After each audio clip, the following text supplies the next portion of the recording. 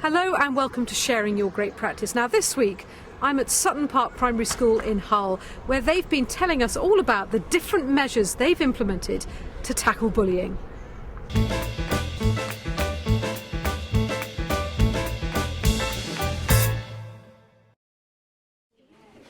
When the head teacher joined the school in 2006, it was facing a huge challenge, taking children from a nearby school that had closed down.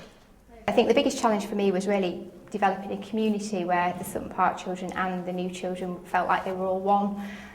So I tried to think of an ethos for the school, a culture, a mission statement that would incorporate all of those children together. The children came up with 6 core words that embodied the values they wanted to share. What we have is very visual signpost in the hall with all the 6 words on, so the children can see them each time they're in assembly. And what we do each half term is we choose one of the words that becomes the focus of what we do in assemblies and also what we do in circle times. And the children become very familiar with the word. We can relate it to current issues that are going on in the world. We can relate it to what's happening in our school or any incidents that have happened. And so the children do start to talk the word all the time around the school. The school invested in an emotional support worker, Lisa Williamson, who works full-time to support children who are unhappy, who are experiencing bullying or bullying others. I think the value for my role within the school, it gives the teachers time to teach. And then I take the problems out of the classroom and deal with them, and they can be dealt with at length. So the children are actually making those decisions rather than somebody telling them, right, this is what you're going to do. The children get the chance to make the decisions and work through the problems themselves. She's been key to our success really in building good relationships, because what we wanted was a school where bullying and that sort of behaviour wasn't tolerated or accepted. And so she's very proactive in working with children who have been identified as perhaps needing self-esteem boosting. So she chooses groups of children, she does lots of social skills, perhaps anger management, and children who perhaps just need to be boosted. So she works with those in her room, the nurture room, and she deals with all bullying incidents we have in school too. So the children feel very safe in talking about their worries and issues with her. Lisa has what is called a nurture room.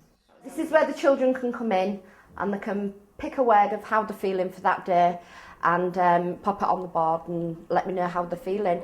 They might even leave me a post-it note with it with their name attached if they've done it when I'm not in the room, and then I'll go find them and we'll have a chat about what's happened.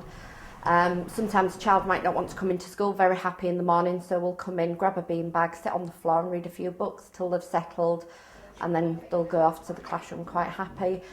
And see parents in here as well. Parents often come in to chat about problems that they've had at home with the children, and we'll come and have a chat in here as well.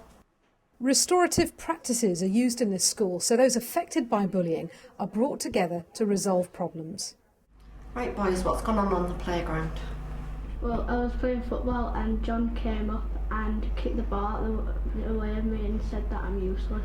How do you think you would feel if he did that to you? Work really closely with the children, specifically children that have been bullied. We'll work on self-esteem, raising the self-esteem so that they've got the confidence to deal with the bullies and stand up for themselves, basically. And then on the flip side, we also deal with the bullies in talking to them and making them realise how they're making somebody else feel and how their actions are impacting on the other child. So it's really, really important because we do it from both sides of the coin. And outside the nurture room is a post box for children to post their worries if she isn't there. If someone's bullied you on the playground or in the classroom, you would get a piece of paper, write a note down, and then post it in the post box, and then Miss Williamson will check it. And in the playground, one idea grew from the children. It's a buddy bus stop, where children who can't find anyone to play with can find a friend. If people like sat on there and just lonely, some people can stop and think about how would they feel like if they were on there. So when they've actually worked it out, they would go over there and ask them if they wanted to play with their friends, and then they would make them happy, and then they would feel better. Class teachers make use of circle time to focus on ongoing issues to do with behaviour. They're all being trained to use techniques which help to bring out all the children's feelings and, more importantly, find a way forward. When people are playing games, some people aren't letting them join in with it because they say it's just like a two-player game. If you want to implement any of these ideas to tackle anti-bullying, here are some tips from Sutton Park Primary School. Investing in an emotional support worker allows bullying issues to be dealt with more thoroughly and promptly. Never assume the adults have all the answers. Allow children to give their ideas. If you have an anti-bullying mission statement, make sure it comes alive every day so that children understand the meaning behind those words. And never be complacent about bullying, because you always can do with reviewing the approaches that you have in place. To find out how you can take part in sharing your great practice, then visit the Teachers TV website and find the Sharing Your Great Practice page.